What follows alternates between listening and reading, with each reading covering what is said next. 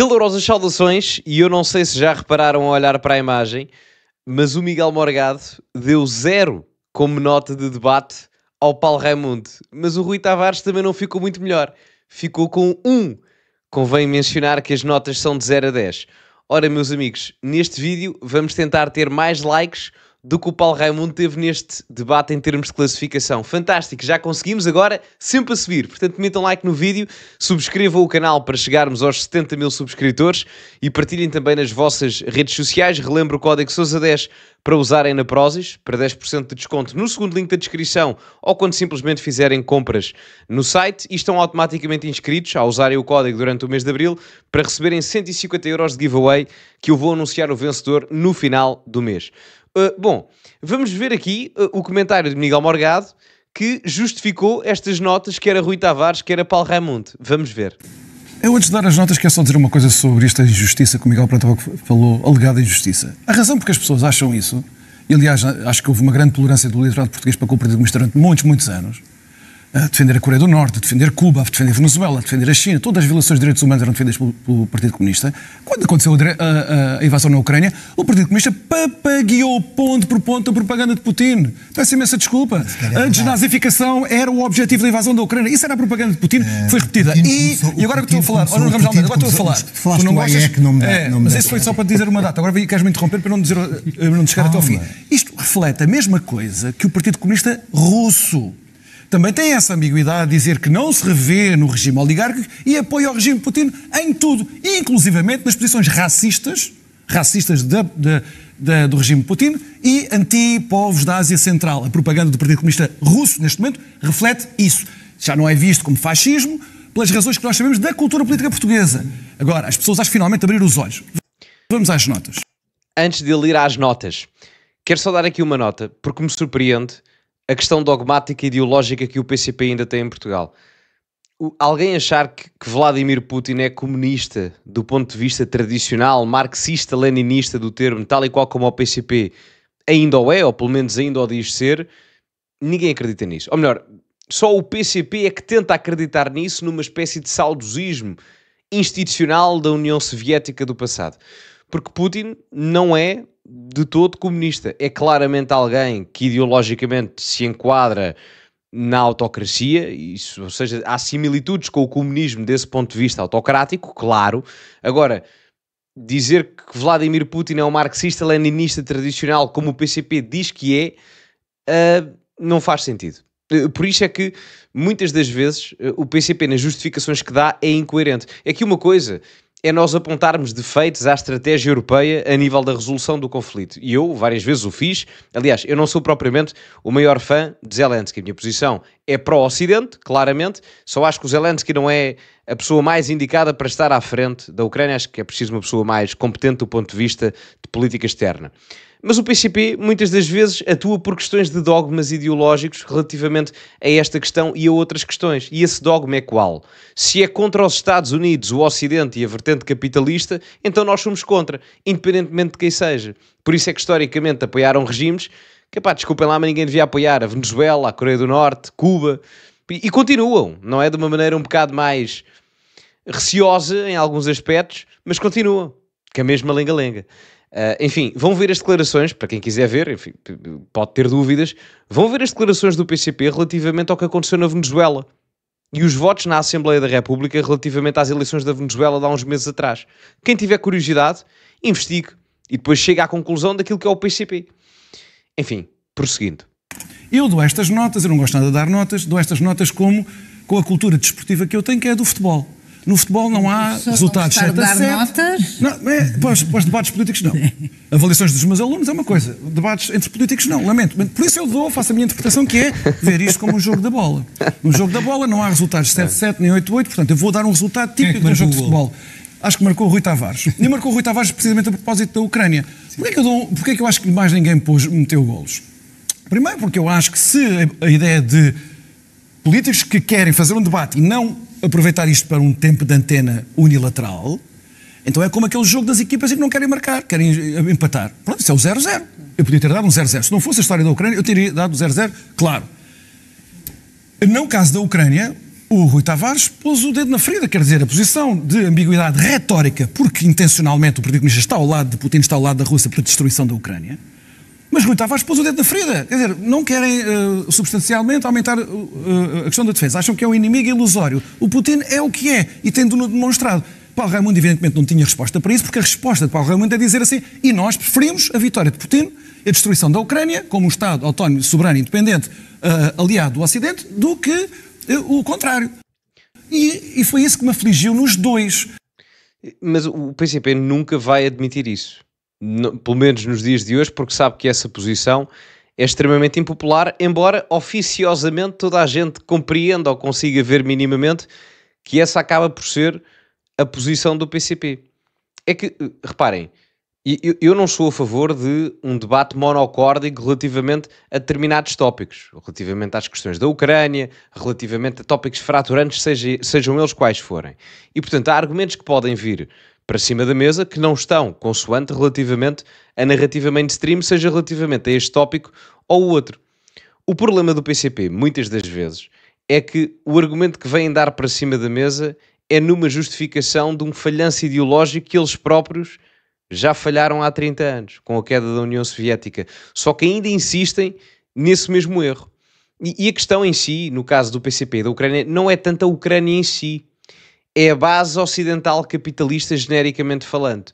E por isso é que eu também acho que, enfim, o PCP acabará por diluir-se no tempo, em termos ideológicos também, porque já há novas versões do PCP em termos ideológicos em Portugal, há o LIVRE, o Bloco de Esquerda e afins, mas a determinada altura, eu não sei se vocês viram no debate, o Paulo Raimundo fala da escalada de conflito e etc, etc, e o Rui Tavares diz, isto na questão das negociações com o Putin, e o Rui Tavares a determinada altura diz, bem, mas foi lá Michelle Obama e o Barack Obama, Trump também tentou e não sei o que mais, foi lá uma data de gente.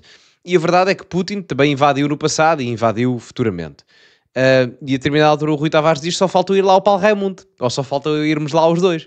Não é? Portanto, aí efetivamente já se denota uma diferença, pelo menos do ponto de vista geopolítico, entre a velha esquerda marxista-leninista tradicional e este neologismo desse marxismo que agora, enfim, tem uma nova vida com partidos como o LIVRE, Bloco de Esquerda, PAN, etc. E isso, enfim, dá alguma margem eleitoral ao LIVRE para capitalizar votos que não dá ao PCP. É mais fácil ser o LIVRE, e por isso é que o Bloco de Esquerda também alterou a sua vertente política externa, porque eu digo-vos uma coisa, há 20 anos, há 25 anos, quando o Bloco de Esquerda foi formado, eu não me admirava, aliás, não me admirava, vou ser simpático, eu não me admirava que o Bloco de Esquerda tivesse uma posição particularmente antagónica àquela que tem neste momento, por conveniência eleitoral. Mas, enfim. Tanta coisa com a esquerda das convicções e a esquerda das convicções. Eu ainda sou do tempo em que os líderes, à direita também, mas à esquerda, quando era à esquerda das convicções, à direita das convicções, as pessoas tinham coragem de assumir as suas posições. Eles não têm coragem de assumir nada.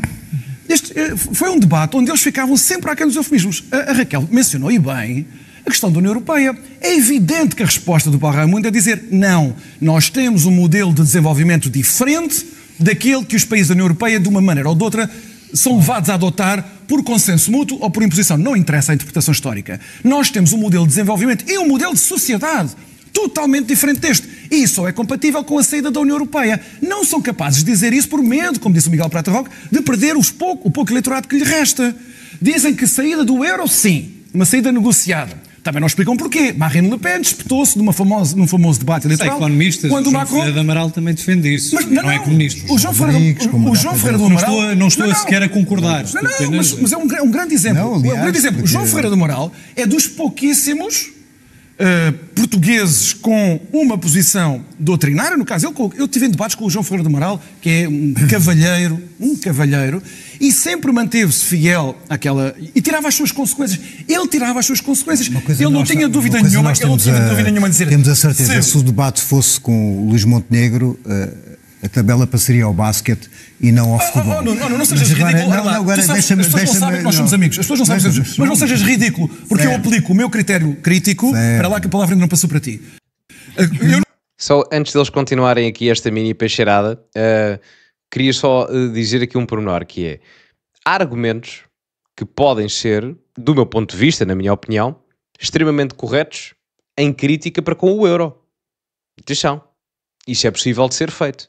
Agora, parece-me que o PCP tem dificuldade em passar a mensagem relativamente àquilo em que acredita, tem um líder que não é nada carismático e, portanto, essa mensagem passa de uma forma muito complicada, porque há argumentos plausíveis. Por exemplo, dentro da União Europeia, ou da zona euro no caso, nós temos 19 países, creio eu, 19, 20 países que adotam a moeda única e, portanto, temos a mesma política monetária. Mas, ao mesmo tempo, temos a mesma política monetária para 19 países, mas temos 19 ou 20 políticas fiscais diferentes. Ou seja, para uma política monetária temos 19 ou 20 políticas fiscais diferentes, o que, na verdade, é possível que exista alguns desequilíbrios, tendo em conta que temos realidades económicas muito diferentes, económicas e fiscais. Isto é uma das críticas que se pode fazer até a longo prazo, a insustentabilidade nesta divergência. Por isso é que há quem argumente que o euro não é viável por causa disto, ou que para o euro ser viável por causa disto é preciso fazer uma maior integração do ponto de vista fiscal dentro da União Europeia e, portanto, mais concentração de poder supranacional. Isto é um debate que se pode ter de uma forma legítima e é uma crítica que se pode fazer de um lado mais intergovernamental, do outro mais integracionista. Isto é possível de se fazer. Agora, eu não sei se o Paulo Raimundo tem a capacidade de o fazer, que eu acho que não. Há pessoas no PCP que eu acho que têm essa capacidade. O João Ferreira, o João Oliveira, por exemplo, mas o Paulo Raimundo claramente que não.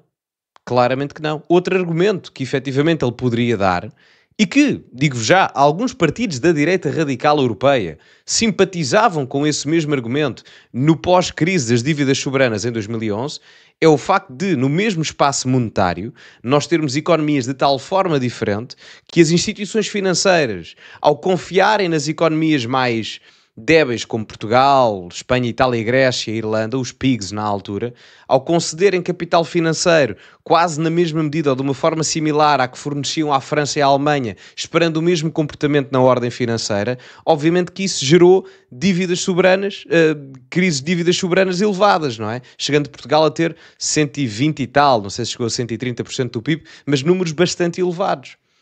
Portanto, isto também é outra crítica que se pode fazer e era muito debatido na altura, há cerca de 10, 15 anos atrás, no período do ajustamento, entre 2011 e 2014. Isto são críticas fundamentadas que podem levar a um debate interessante sobre as questões da moeda única. Agora, parece-me que o PCP não tem a capacidade, nomeadamente através do seu líder, de tentar explorar isso. Nem numa questão de um debate apenas de ideias. Nem estamos a falar de propostas para legislação ou execução ou eleitoral, nada. Estou somente a falar de questão de debate ideológico. Eu acho que isso nem sequer há capacidade, pelo menos por parte do Paulo Raimundo. Eu não digo isto com o intuito de o ofender do ponto de vista profissional, simplesmente acho que há pessoas no PCP com muito mais capacidade do que ele para fazer isso, se quiserem fazer, não é? Mas enfim, o método eleitoral no PCP é muito peculiar. Já temos. Não és tu. Deixa lá o Miguel acabar o raciocínio. Primeiro, o meu critério crítico vale para o Luís Montenegro, vale para qualquer outro político. Não escusavas ter dito isso, fica-te mal. Agora, neste caso, eu vi políticos que não têm a coragem de assumir as consequências daquilo que dizem. E o mesmo valia para Rui Tavares.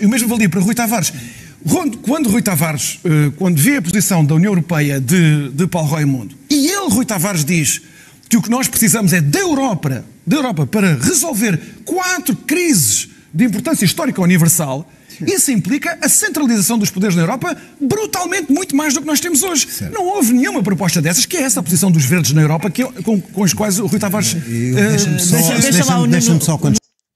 Certo, e termina aqui o certo, certo. Mas o Rui Tavares nunca escondeu que era federalista. Pelo menos, eu pelo menos aqui nunca ouvi esconder que era federalista. Nunca ouvi esconder isso. Mas, enfim, por acaso não concordo com a acusação que fazem ao Miguel Morgado dele ser faccioso com o Montenegro. Não acho, de todo. De todo. Obviamente que ele tem preferência pelo PSD.